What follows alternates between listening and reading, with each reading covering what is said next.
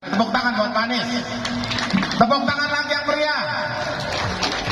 Karena di masa kepemimpinannya banyak terobosan-terobosan yang menurut kami kaum Betawi sangat memberikan ruang kami kebanggaan.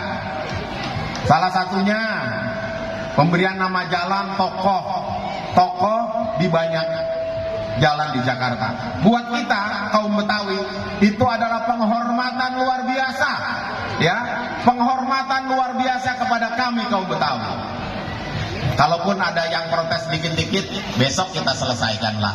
Karena umumnya kan masalah administrasi.